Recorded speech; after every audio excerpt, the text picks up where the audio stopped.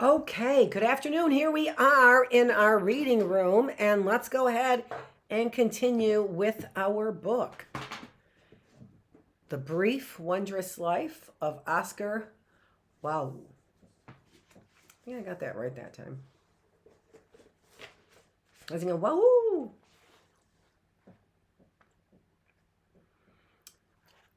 The Burning. The next time she appears is in 1955. As a whisper in La Inca's ear, I think we should be very clear and very honest about La Inca's disposition during the period we have been calling the Fall. Despite some claims that she was living in exile in Puerto Rico during the fall, La Inca was in fact in Bani, isolated from her family, mourning the death of her husband 3 years earlier. Point of clarification for the conspiracy minded. His death occurred before the fall, so he was definitely not a victim of it. Those early years of her mourning had been bad. Her hubby, the only person she had ever loved, who had ever really loved her, and they'd been married only months before he passed. She was lost in the wilderness of her grief. So when word came down that her cousin Abelard was in big trouble with Trujillo, La Inca, to her undying shame, did nothing. She was in such pain. What could she have done? When news reached her of the death of Socorro and the dispersal of the daughter, she still, to her everlasting shame, did nothing. Let the rest of the family figure it out. It wasn't until she heard that both Jackie and Astrid had passed that she finally pulled herself out of her malaise long enough to realize that, dead husband or no dead husband, mourning or no mourning, she had failed utterly in her responsibility toward her cousin, who had always been kind to her and who had supported her marriage when the rest of the family did not. This revelation both shamed and mortified La Inca. She got herself cleaned up and went looking for the third and final daughter.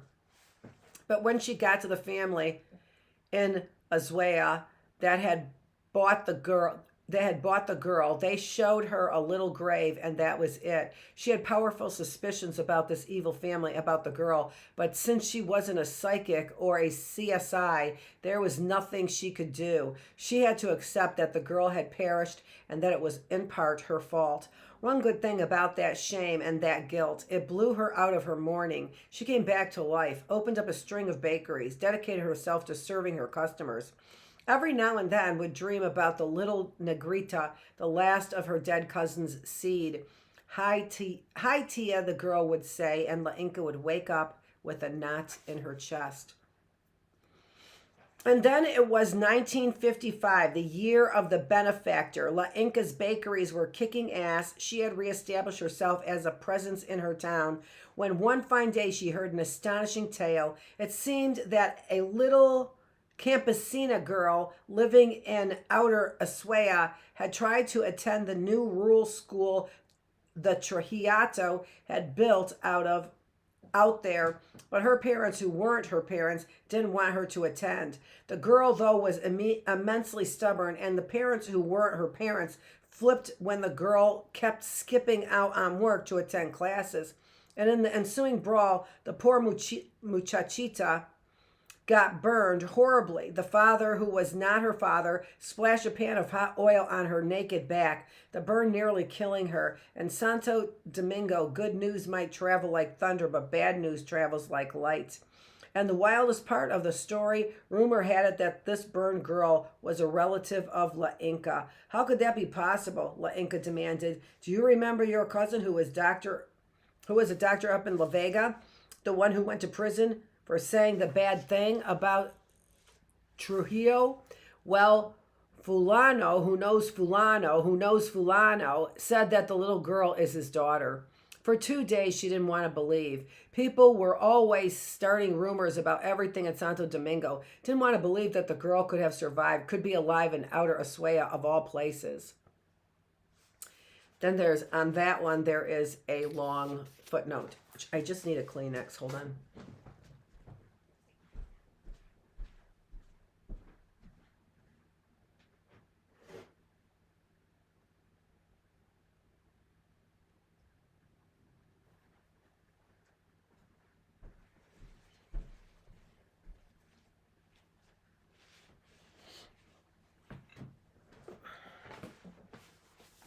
So footnote.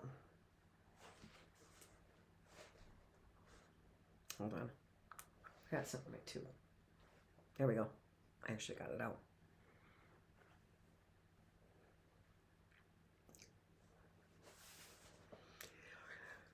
Those of you who know the island or are familiar with Canito Mendez au revoir know exactly the landscape I'm talking about. These are not the campos that your folks rattle about. These are not the Guanabana campos of our dreams. Outer Azuela is one of the poorest areas in the Dominican Republic. It is a wasteland. Out our own homeowners, our own homegrown Certeo resembled the irradiated terrains from those end-of-the-world scenarios that Oscar loved so much. Outer Azuela was the outback, the badlands, the cursed earth, the forbidden zone, the great waste, the desert of glass, the burning lands, the Dobin al... It was Salusa Secundas. It was Seti Alpha 6. It was Tatooine. Even the residents could have passed for survivors of some not-so-distant Holocaust. The poor ones, and it was with these infelices that Belly had lived, often wore rags, walked around barefoot, and lived in homes that looked like they'd been constructed from the detritus of the former world. Detritus? If you would have dropped Astronomer Taylor amongst these folks, he would have fallen to the ground and bellowed, "You finally did it. No, Charlton, it's not the end of the world. It's just Outer Azuela. The only non-thorn, non-insect, non-lizard life forms that thrived at these latitudes were the Alcoa mining operations and the region's famous goats, Los que brincan las Himalayas y cagan en la bandera en España." Outer Azuela was a dire wasteland indeed. My mom's, a contemporary of Belicia, spent a record-breaking 15 years in Outer Azuela.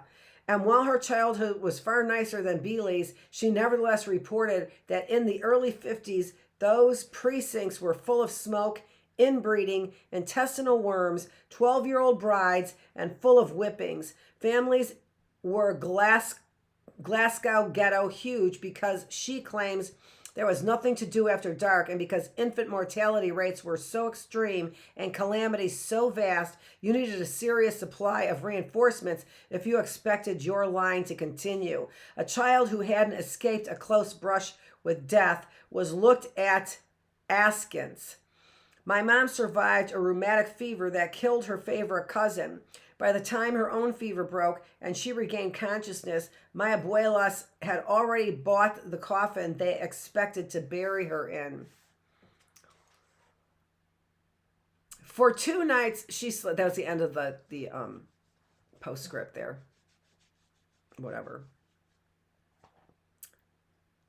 For 2 nights, she slept poorly, had to medicate herself with marijuana, and finally, after dreaming of her dead husband and as much to settle her own conscience as anything, La Inca asked her neighbor and #1 dough kneader, Carlos Moya, the man who had once kneaded her dough before running off and getting married, to drive her where this girl was supposed to live. "If she is my cousin's daughter, I will know her just by looking at her," she announced. 24 hours later, La Inca returned with an impossibly tall, impossibly skinny, half-dead Belicia in tow, La Inca's mind firmly and permanently set against both Campos and their inhabitants. Not only had these savages burned the girl, they proceeded to punish her further by locking her in a chicken coop at night. At first, they hadn't wanted to bring her out. "She can't be your family. She's a Prieta." But Lincoln insisted, used the voice on them, and when the girl emerged from the coop, unable to unbend her body because of the burn, La Inca had stared into her wild, furious eyes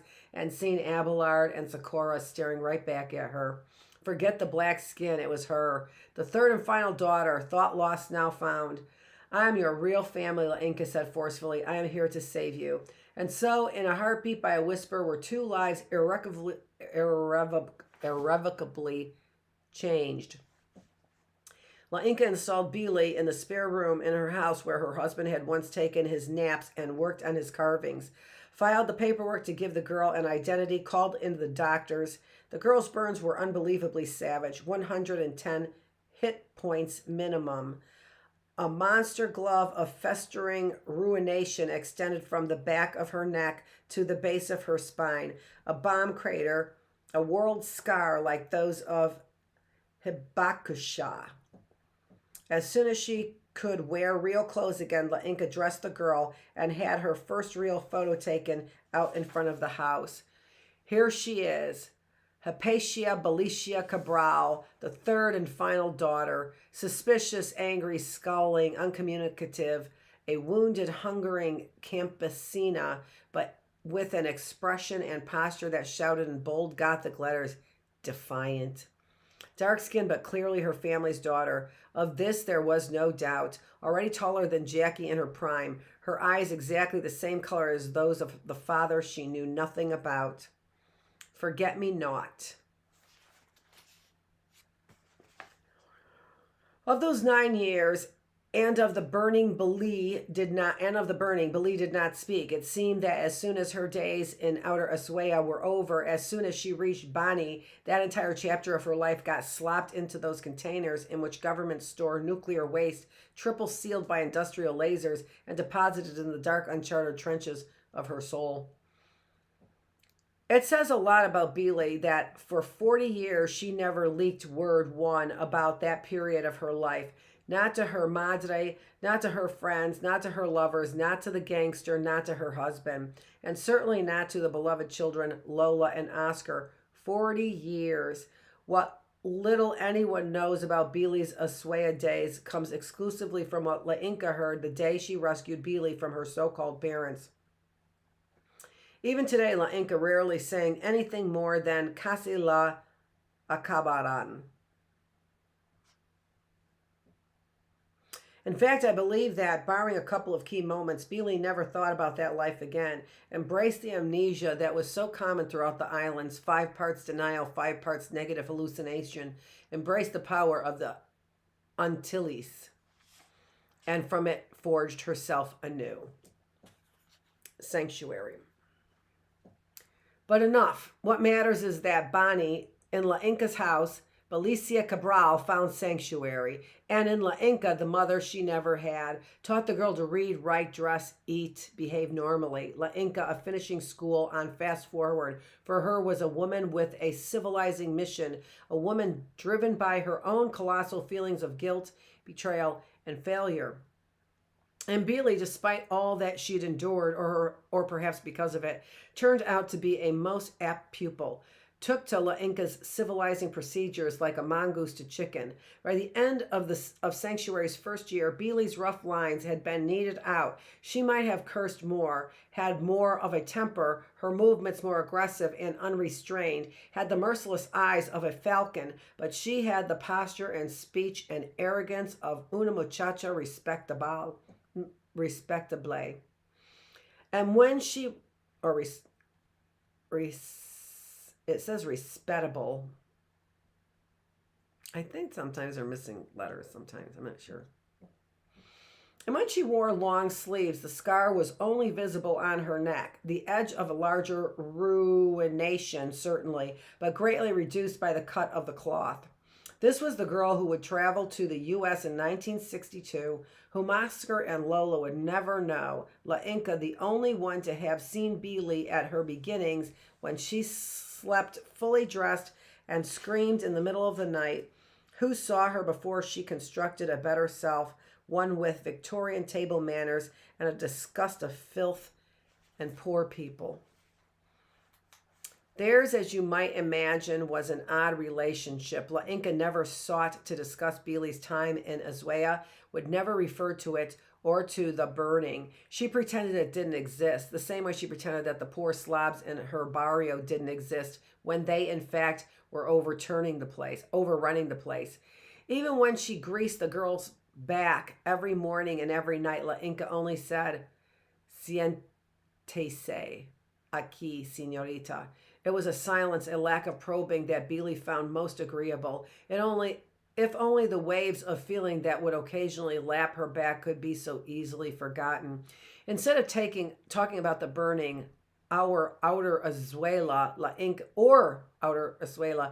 talked to Beely about her lost, forgotten past, about her father, the famous doctor, about her mother, the beautiful nurse, and her sisters, Jackie and Astrid, and about the marvelous castle and the Cibao, Casa Hatui. They may never have become best friends, Beely too furious, La Inca too correct. But La Inca did give Beely the greatest of gifts, which she would appreciate only much later. One night, La Inca produced an old newspaper, pointed to a photograph. This, she said, is your father and mother. This, she said, is who you are. The day they opened their clinic, so young, both of them, looking so serious. For Beely, those months truly were her one and only sanctuary, a word of safety she never thought possible. She had clothes, she had food, she had time, and La Inca never ever yelled at her, not for nothing, and didn't let anybody else yell at her either. Before La Inca enrolled her in Colegio El Rendator with the Richies, Beely attended the dusty, fly-infested public school with children 3 years younger than her, made no friends she couldn't have imagined it any other way, and for the first time in her life began to remember her dreams. It was a luxury she'd never dared indulge in, and in the beginning they seemed as powerful as storms. She had the whole variety from flying to being lost, and even dreamt about the burning, how her father's face had turned blank at the moment he picked up the skillet. In her dreams, she was never scared, would only shake her head. You've gone, she said, no more. There was a dream, however, that did haunt her, where she walked alone through a vast empty house whose roof was being tattooed by rain. Whose house was it? She had not a clue, but she could hear the voices of children in it. At first year's end, the teacher asked her to come to the board and fill in the dates, a privilege that only the best children in the class were given. She is a giant at the board, and in their minds the children are calling her what they call her in the world, variations on La Prieta Quamada or La Fea Quamada. When Beely sat down, the teacher glanced over her scrawl and said, "Well done, Senorita Cabral." She would never forget that day, even when she became the queen of diaspora. Well done, Senorita Cabral. She would never forget. She was 9 years old. She was 9 years, 11 months. It was the era of Trujillo. Chapter 6, Land of the Lost, the Dark Age. I'm going to keep going.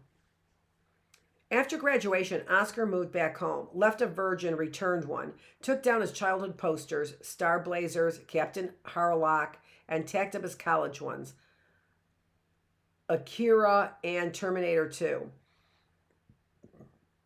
Now that Reagan and the evil empire had ridden off into Never Never Land, Oscar didn't dream about the end no more, only about the fall. He put away his Aftermath game and picked up space opera.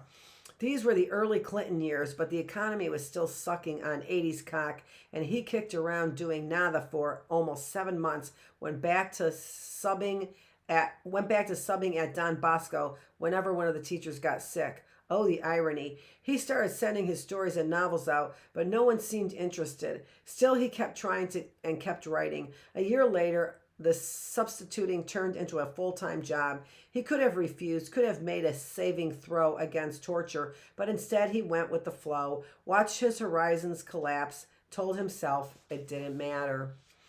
Had Don Bosco, since last we visited, been miraculously transformed by the spirit of Christian brotherhood? Had the eternal benevolence of the Lord cleansed the students of their vile Negro pleas? Certainly the school struck Oscar as smaller now, and the older brothers all seemed to have acquired the Innsmouth look in their past 5 years, and there were a grip more kids of color.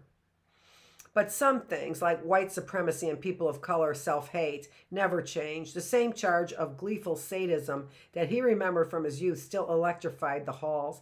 And if he thought Don Bosco had been the moronic inferno when he was young, try now that he was older and teaching English and history. Jesus Santa Maria. A nightmare. He wasn't great at teaching. His heart wasn't in it, and boys of all grades and dispositions shitted on him effusively. Students laughed when they spotted him in the halls, pretended to hide their sandwiches, asked in the middle of the lecture if he ever got laid, and no matter how he responded, they guffawed mercilessly. The students he knew laughed as much at his embarrassment as at the image they had of him crushing down on some hapless girl. They drew cartoons of said crushings, and Oscar found these on the floor after class, complete with dialogue bubbles. No, Mr. Oscar, no. How demoralizing was that? Every day he watched the cool kids torture the crap out of the fat, the ugly, the smart, the poor, the dark, the black, the unpopular, the African, the Indian, the Arab, the immigrant, the strange, the femenino, the gay. And in every one of these clashes, he saw himself.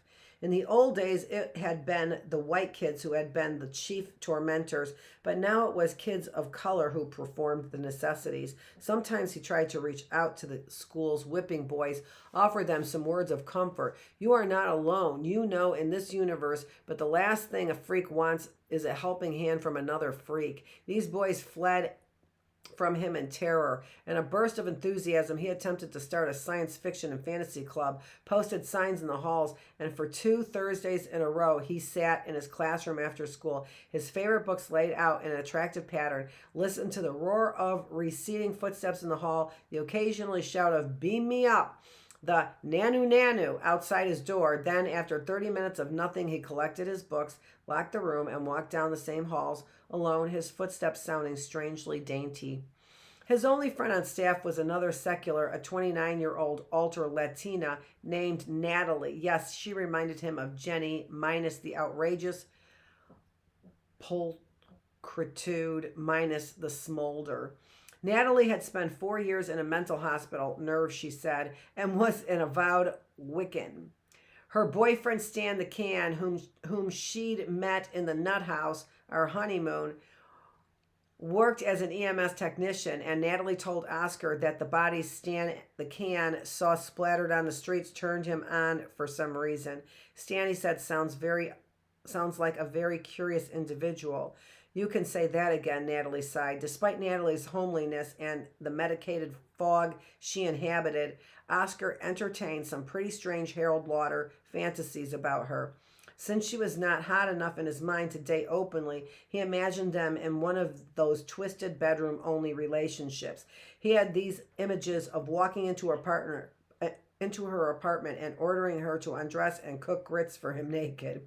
2 seconds later, she'd be kneeling on the tile of her kitchen and only an apron while he remained fully clothed. From there, it only got weirder. At the end of his first year, Natalie, who used to sneak whiskey during breaks, who introduced him to Sandman and 8-Ball, and who borrowed a lot of money from him and never paid it back, transferred to Ridgewood. Yahoo, she said in her usual deadpan, the suburbs. And that was the end of their friendship. He tried calling a couple times, but her paranoid boyfriend seemed to live with the phone welded to his head, never seemed to give her any of his messages. So he let it fade. Social life, those first couple of years home, he didn't have one. Once a week, he drove out to Woolbridge Mall and checked the RPGs at the game room, the comic books at Heroes World, the fantasy novels at Walden Books. The nerd circuit, stared at the toothpick-thin black girl who worked at the Friendlies, whom he had been in love with, but with whom he would never speak. Al and Miggs hadn't chilled with them in a long time. They'd both dropped out of college, Monmouth and Jersey City State respectively, and both had jobs at the Blockbuster across town. Probably both end up in the same grave. Maritza, he didn't seem to see no more either. Heard she'd married a Cuban dude, lived in Teaneck had a kid and everything. And Olga, nobody knew exactly. Rumor had it she tried to rob the local Safeway, Dano Plato style, hadn't bothered to wear a mask even though everybody at the supermarket knew her. And there was talk that she was still in Middlesex, wouldn't be getting out until they were all 50. No girls who loved him, no girls anywhere in his life, not a one. At least at Rutgers, there had been multitudes and an institutional pretense that allowed a mutant like him to approach without causing a panic. In the real world, it wasn't that simple. In the real world, girls turned away in disgust when he walked past, changed seats in the cinema, and one woman in the crosstown bus even told him to stop thinking about her. I know what you're up to, she'd hiss, so stop it. I'm the permanent bachelor, he wrote in a letter to his sister who had abandoned Japan to come to New York to be with me. There's nothing permanent in the world, his sister wrote back. He pushed his fist into his eye, wrote, there is in me. There is in me. The home life didn't kill him, but didn't sustain him either. His mom's thinner, quieter, less afflicted by the craziness of her youth, still the work golem, still allowed her Peruvian boarders to pack as many relatives as they wanted into the first floors. And Tio Rudolfo, Fofo to his friends, had relapsed to some of his hard pre-prison habits. He was on the caballo again, broke into lightning sweats at dinner, had moved into Lola's room, and now Oscar got to listen to him chicken boning his stripper friends almost every single night. Tio yelled out once, less bass on the headboard, if you will. On the walls of his room, Tio Rudolfo hung pictures of his first years in the Bronx, when he'd been 16 and wearing all the Fly Willie Colon pimp shit before he'd gone off to Vietnam. Only Dominican, he claimed, in the whole damned armed forces. And there were pictures of Oscar's mom and dad, young, taken in the 2 years of their relationship. You loved him, he said to her. She laughed. Don't talk about what you know nothing about. On the outside, Oscar simply looked tired, no taller, no fatter. Only the skin under his eyes, pouched from years of quiet desperation, had changed. Inside, he was a world of hurt. He saw black flashes before his eyes. He saw himself falling through the air. He knew what he was turning into. He was turning into the worst kind of human on the planet, an old, bitter dork. Saw himself at the game room picking through the miniatures for the rest of his life. He didn't want this future, but he couldn't see how it could be avoided, couldn't figure his way out of it. Fuku. The darkness. Some mornings he would wake up and not be able to get out of bed, like he had a 10-ton weight on his chest, like he was under acceleration forces. Would have been funny if it didn't hurt his heart so. Had dreams that he was wandering around the evil planet Gordo, searching for parts of his crashed rocket ship, but all he encountered were burned out ruins, and each seething with new debilitating forms of radiation. I don't know what's wrong with me, he said to his sister over the phone. I think the word is crisis, but every time I open my eyes, all I see is meltdown.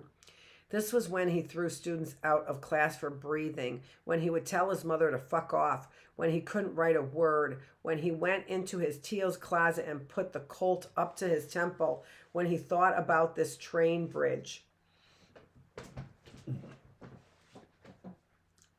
The day he laid in bed and thought about his mother fixing him his plate the rest of his life, what he'd heard her say to his Tio the other day when she thought he wasn't around. I don't care. I'm happy he's here. Afterward, when he no longer felt like a whipped dog inside, when he could pick up a pen without wanting to cry, he would suffer from overwhelming feelings of guilt. He would apologize to his mother. If there's a goodness part of my brain, it's like somebody had absconded with it. It's okay, Iho, she said. He would take the car and visit Lola. After a year in Brooklyn, she was now in Washington Heights, was letting her hair grow, had been pregnant once, a real moment of excitement, but she aborted it. I was cheating on her with some girl. I have returned, he announced when he stepped in the door. She told him it was okay too, would cook for him, and he'd sit with her and smoke her weed tentatively and not understand why he couldn't sustain the feeling of love in his heart forever. He began to plan a quartet of science fiction fantasies that would be his crowning achievement. J.R.R. Tolkien, meet E.E. Doc Smith. He went on long rides. He drove as far as Amish country, would eat alone at a roadside diner. The Amish girls, imagine himself in the preacher's suit, sleep in the back of the car, and then drive home. Sometimes at night he dreamed about the mongoose. And in case you think his life couldn't get any worse, one day he walked into the game room and was surprised to discover that overnight the new generation of nerds weren't buying role-playing games anymore. They were obsessed with magic cards. No one had seen it coming. No more characters or campaigns, just endless battles between decks. All the narrative flensed from the game, all the performance, just straight, unadorned mechanics. How the fucking kids love that shit. He tried to give Magic a chance, tried to put together a decent deck, but it just wasn't his thing. Lost everything to an 11-year-old punk and found himself not really caring. First sign that his age was coming to a close. When the latest nerdy was no longer compelling, when you preferred the old to the new. Okay, folks, that's it for our reading room for today. We will continue tomorrow on page 270. We're crashing through this book. Oscar Takes a Vacation. This is Dr. Annette Feravich. We are here in the reading room. This is day 102 of the classroom. Thanks for joining the teacher.